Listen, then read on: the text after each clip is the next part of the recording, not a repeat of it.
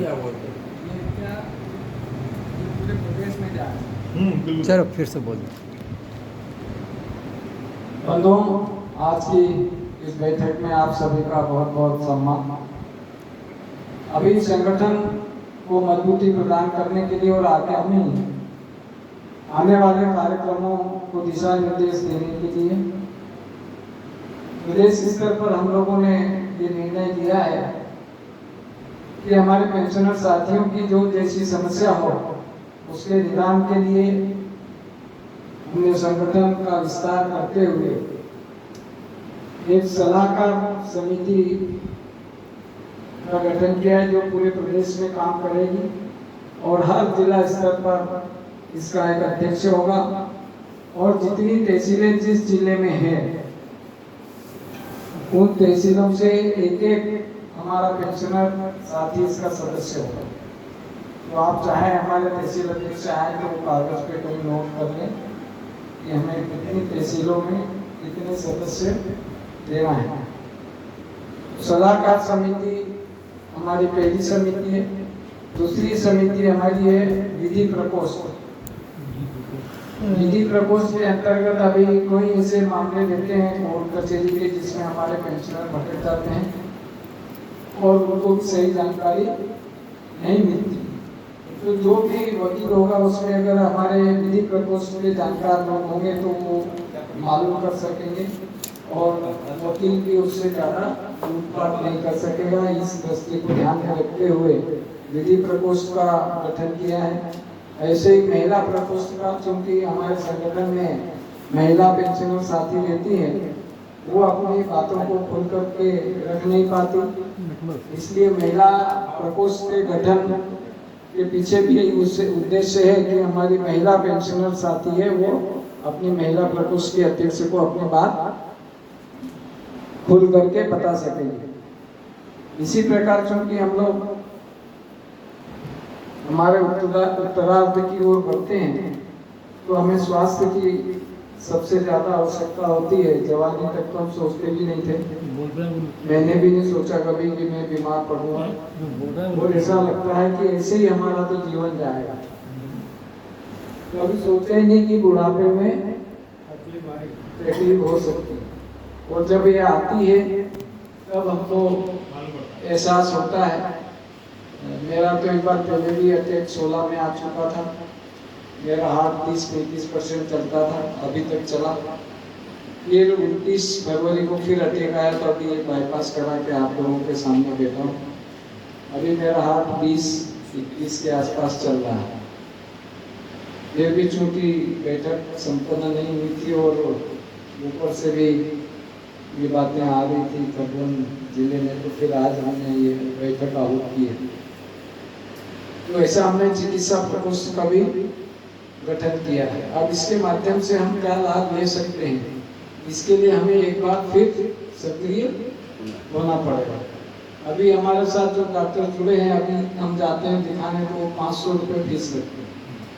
अब हमारा चिकित्सा प्रकोष्ठ होगा, उसमें रिटायर्ड डॉक्टर होंगे तो 500 से कम कर ले। हम नए सदस्य को यह समझाएं कि भाई हमारी वार्षिक शुल्क 200 रुपया है और एक बार अगर आप बीमार पड़े किसी डॉक्टर के पास गए और 500 की जगह 300 ले ले तो हमारे 200 वसूल हो जाए। मेडिकल वालों से बात करें तो चूंकि अब हम सब समझते वहाँ से गुजर चुके हैं कि कितना कमीशन दवाई में होता है, तो ऐसा कोई हमें मेडिकल वाला मिल जाए जो अपना कमीशन नहीं ले या कम ले, 15-20% हमको दवाई में छूट मिल जाए। इस दिशा में हमको काम करना है।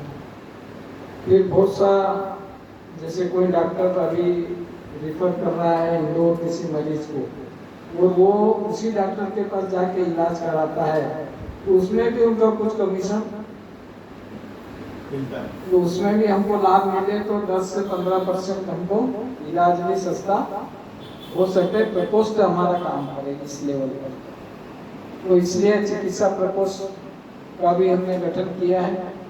दूसरा, संघर्ष समिति का भी हमने गठन किया है। क्योंकि शासन हमारी एक मांग तो है नहीं, तो एक बार लड़ाई कर दी, एक बार आंदोलन कर दिया और वो मांग मंजूर हो गई। हमारी मांगों की तो लंबी फेहरिस्त है, तो संघर्ष भी लंबा करना पड़ेगा। इसलिए एक संघर्ष समिति का भी गठन है। और दूसरा है अनुशासन समिति।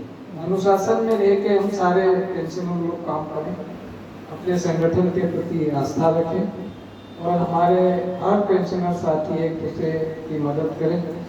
कोई पेंशनर अगर परेशानी में है तो हम तुरंत उसके पास जाएं, उसकी क्या समस्या है उसको निपटाएं। ये अनुशासन में रह के हम लोग काम करें। अनुशासन समिति का भी गठन हम लोग प्रदेश स्तर पर कर रहे हैं। और एक पेंशनर फोरम समिति जिसमें हमारी समस्याओं का निवारण होगा, ऐसी पेंशनर फोरम समिति का भी हमको गठन करना है। तो बंधुओं, ये निवेदन है कि आप ये मैसेज भी करें, सभी को बताएं कि सभी तहसील से हर समिति में एक एक सदस्य कम से कम हो और जो जिस विषय का जानकार हो उसी के अंतर्गत उसको सदस्य रखें, तो हम कुछ हद तक हमारा काम सफल हो पाएगा। ऐसे कुछ हम लोगों ने पहले जो नियुक्तियां की थी उसमें विधि प्रकोष्ठ में जिला अध्यक्ष बनाया था माननीय श्रीमती मीना मंडलोई सेनावत। जरा तालियों से उसका सम्मान करें। उनके सदस्य के रूप में दिलीप सोनी खरगोन और अभी एक नाम आया था तारे जी, चंद्रशेखर तारे जी खरगोन। आप भी इसके जानकार हैं पेंशनर के। ऐसे तो हमारे सनावत से विमल जी जैन साहब, वो भी काफी एक्टिव है पेंशनर्स के मामले में, तो आप उनको भी विधि प्रकोष्ठ में नाम डाल लें। दूसरा हमारा महिला संगठन श्रीमती पुष्पा पटेल मैडम, उनको जिला अध्यक्ष बनाया है। परंतु महिला प्रकोष्ठ में अभी खरगोन में 2-3 नियुक्तियां हैं, बाकी तहसीलों से भी नाम आना बाकी है। महिला प्रकोष्ठ में भी एक एक नाम हर तहसील से महिला का दें। चिकित्सा प्रकोष्ठ में अध्यक्ष बनाया था देवकन्या बड़ोले जी को, परंतु चूंकि वे अध्यक्ष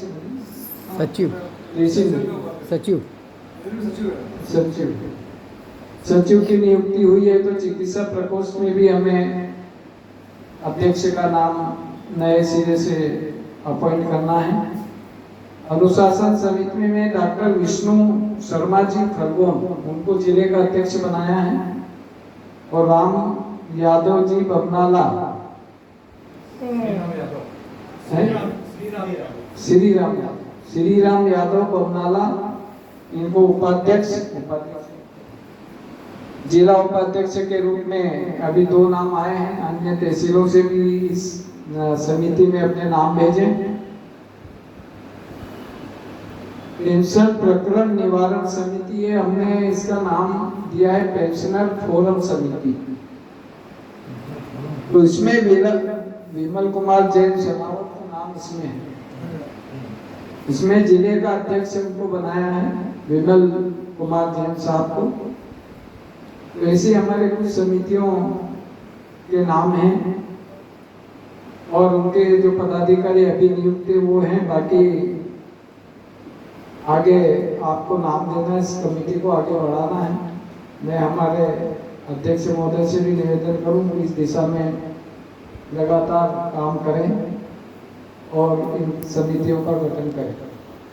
सबसे मुख्य बात यह है कि आज की बैठक का जो मुख्य बिंदु है वो समस्याओं को लेकर के है कि इस पेंशनर की क्या समस्या है तहसील स्तर से। तो ये इस तारीख को नोट कर लो आप चाहो, 23/6/24 तो जबलपुर में प्रांतीय अधिवेशन है, बरगी डैम।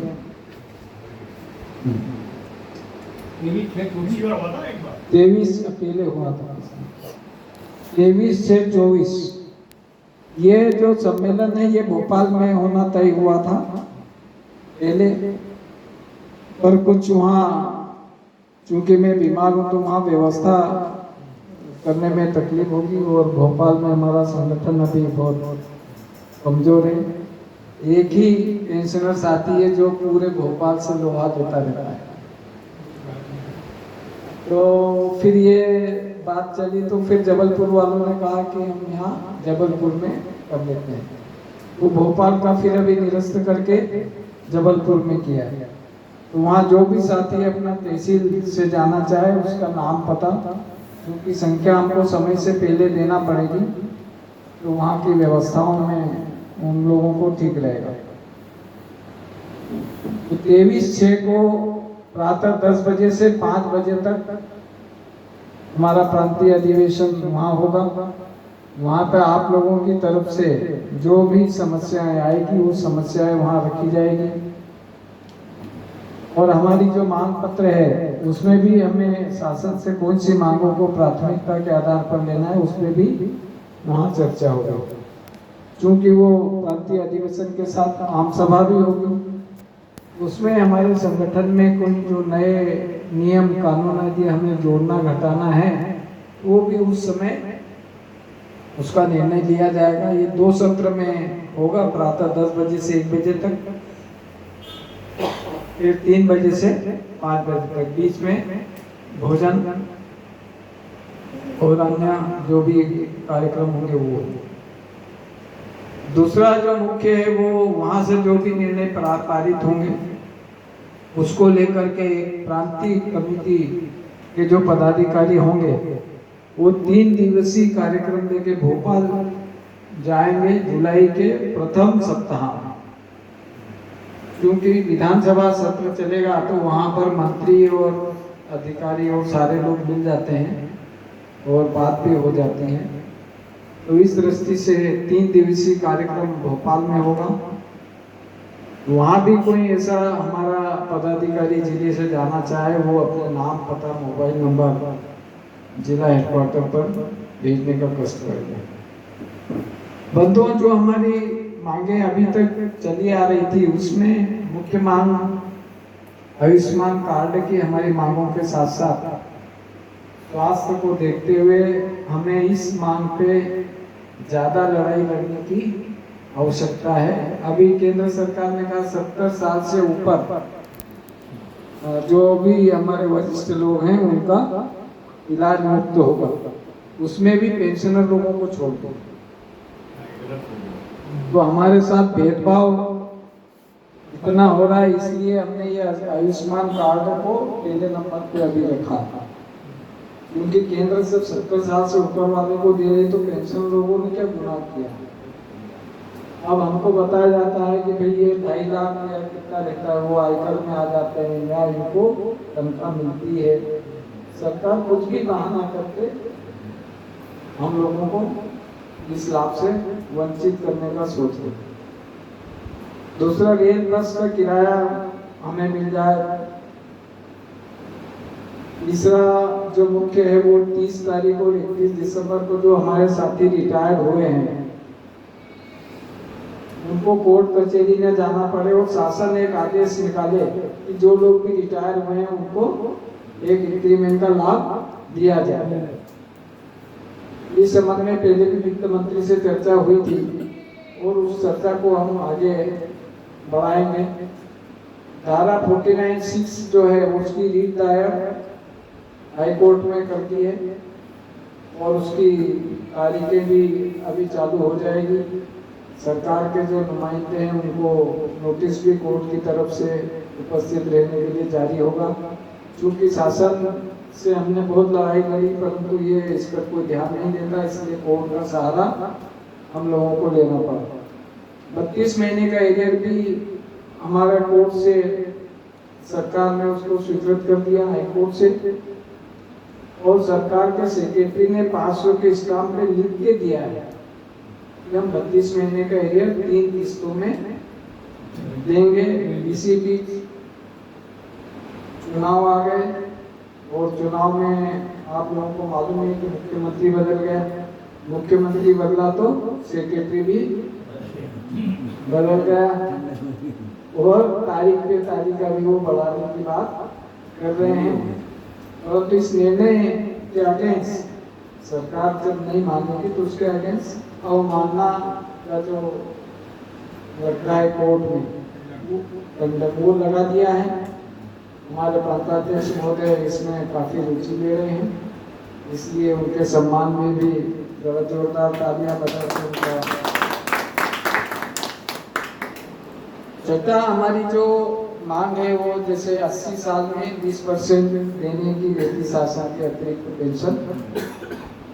तो पिछली बार भी हम लोगों ने उसको तोड़ किया था कि 65 साल के बाद में 10% बढ़ाएं, 71 से 75 के बीच 20%, 76 से 80 का 30%, 81 से 85 40, 46 से 90 60, 90 से 95 75 और 96 से 100 में 100%। ये चूंकि हम लोग अखिल भारतीय पेंशनर एसोसिएशन से जुड़े हैं, तो ये उनकी मांग है अखिल भारतीय स्तर पर, तो ये हमने प्रदेश स्तर पर भी इसको अपने एजेंडे में मांग पत्र में जोड़ दिया है। दूसरा 7वीं जो मांग है वो प्रमुख मांग है। अभी हम छठे 7वें वेतन आयोग का एरियर मांग रहे हैं, नहीं किया तो मांग रहे हैं, कभी न कभी मिलेगा इस आस में मांग। परंतु शासन अभी 8वें आयोग का गठन ही नहीं कर रहा। जब गठन ही नहीं कर रही 8वें आयोग का, तो हम क्या मांगेंगे? जो शासन दिया वो ठीक है, नहीं दिया तो ठीक है। तो 8वां आयोग जो है उसका गठन हो, ये भी हमारी एक मांग हमने नई जोड़ी है। इसका भी प्रदेश स्तर पर हम लोग प्रयास कर रहे हैं कि 8वें वेतन आयोग का गठन केंद्र सरकार करे। और तीसरा सलाहकार समिति के जो गठन है वो कलेक्टर महोदय के माध्यम से अभी जो आया ना लेटर, इंदौर वालों ने जो भेजा है, वो कलेक्टर को हम लोग चिट्ठी लिखेंगे तो उसका भी गठन हो जाएगा। तो ये हमारी मुख्य मांगे हैं। इसमें और जो आप लोगों की मांगे हैं वो जुड़ेगी और जब 23 तारीख के अधिवेशन में उसको लेकर के सबको फाइनल किया जाएगा और उसके बाद फिर हमारा प्रदेश स्तर का मांग पत्र जो बनेगा उसको लेकर के हम लोग जुलाई के प्रथम सप्ताह में या जब भी विधानसभा सत्र होगा उस मांग पत्र को ले करके हम लोग भोपाल में 3 दिन के लिए रहेंगे। कभी कोई मिलता है, कभी नहीं मिलता, कभी बात होती है, कभी